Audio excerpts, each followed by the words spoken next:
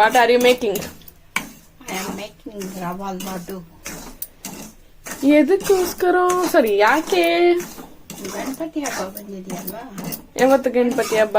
ನಾಳೆ ಗಣೇಶನಿಗೆ, ಗಣಪತಿಗೆ ರವೆ ಲಡ್ಡು ಅಂದರೆ ತುಂಬ ಇಷ್ಟ. ಅದಕ್ಕೆ ಅವರಿಗೆ ನೈವೇದ್ಯ ಮಾಡೋದಕ್ಕೆ ರವೆ ಲಡ್ಡು ಮಾಡ್ತಾ ಇದ್ದೀನಿ. ರವೆ ಲಡ್ಡು ಮಾಡೋದು ನೈಟ್ 11 ಇವಾಗ. ನಾಳೆ ತಾನೆ ಗಣಪತಿ ಹಬ್ಬ, ಅದಕ್ಕೆ ಇವಾಗ ಮಾಡ್ತಾ ಇದ್ದೀನಿ. ರವೆ ಲಡ್ಡು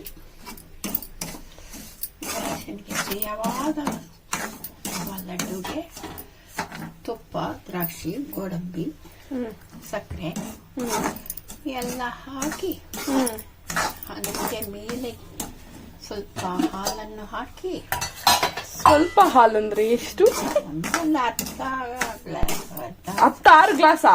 ಅರ್ಧ ಗ್ಲಾಸಾ? Okay okay. ಸಕ್ಕರೆ ಹಾಲು ಹಾಕಿ ಅದಕ್ಕೆ ಮಿಕ್ಸ್ ಮಾಡಿ. ಹೋಗ್ತಿದೆ. ಅಯ್ಯೋ, ಬೆಣ್ಣೆ ಬಿದ್ದು.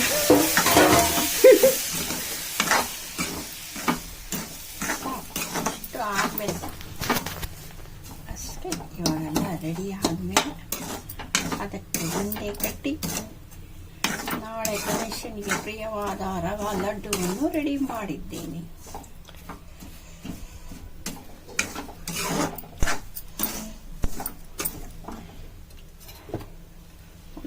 ಗಣೇಶನಿಗೆ ಇದಾಗಬಾರ್ದು ಅಂತ ಒಂದೇ 1 ಸ್ಪೂನ್ ಸಕ್ಕರೆ, ಶುಗರ್ ಬರಬಾರ್ದು ಅಂತನಾ? ಒಂದೇ 1 ಸ್ಪೂನ್ ಹಾಕ್ಬೇಕು. ಯಾಕೆ ಗೊತ್ತಾ? ಆಮೇಲೆ ಗಣೇಶನ್ಗೆ ಶುಗರ್ ಬರಬಾರ್ದು ಅಂತ ನಾವು ಒಂದೇ 1 ಸ್ಪೂನ್ ಸಕ್ಕರೆ ಹಾಕ್ತವ್ರೆ. ನೆಕ್ಸ್ಟ್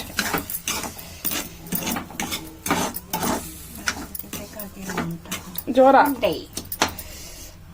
ಎಲ್ಲಾನು ಚೆನ್ನಾಗಿ ಎಣ್ಣೆ ತುಪ್ಪದಲ್ಲಿ ಫ್ರೈ ಮಾಡಿ ಆಮೇಲೆ ಬಿಸಿ ಬಿಸಿಯಾಗಿ ಇರ್ಬೇಕಾದ್ರೇನೆ ಬಿಸಿ, ಹೆವಿ ಬಿಸಿ, ತುಂಬಾ ಬಿಸಿ ಇದೆ. ಈ ಸಾಯಿಬಾಬಾ ಬಿಸಿ ನೀರಲ್ಲಿ ಕೈ ಇಡ್ತಾರಲ್ಲ, ನಮ್ಮ ಬಿಸಿ ನೀರಲ್ಲಿ ರವೆ ಇಡ್ತಾರೆ. ಓ ಮೈ ಗಾಡ್, ತುಂಬಾ ಬಿಸಿ, ಮುಟ್ಟಕ್ಕೆ ಆಗಲ್ಲ, ಅಷ್ಟೊಂದು ಬಿಸಿ ಇದೆ. ಅಷ್ಟು ಬಿಸಿಯಲ್ಲಿ ಇಡಬೇಡಿ.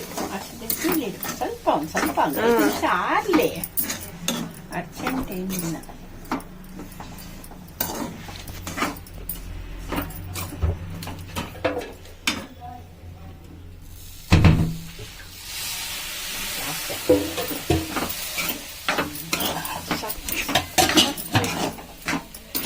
ಅದು ಉಂಡೆ ಕಟ್ಟೋದಕ್ಕೆ ಹಾಲು ಬೇಕಲ್ವಾ? ಒಂಚೂರು ಹಾಲು ಹಾಕಿದ್ರೆ ಅದು ಉಂಡೆ ಹಾಗೆ ಗಟ್ಟಿಯಾಗಿರುತ್ತೆ. ಇಲ್ಲ ಅಂದ್ರೆ ಎಲ್ಲ ಪುಡಿ ಪುಡಿಯಾಗಿ ಒಡೆದು ಹೋಗುತ್ತೆ.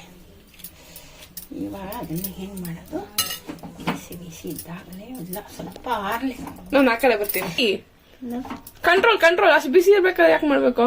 ಇಲ್ಲ, ಚೆನ್ನಾಗಿರೋದು. ಉಂಡೆ ರೆಡಿ ಗಣೇಶನ್ಗೆ.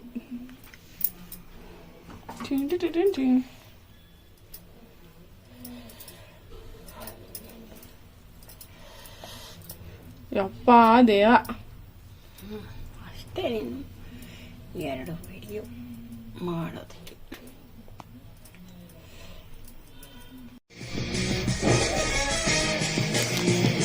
ರವಾ ಲಡ್ಡು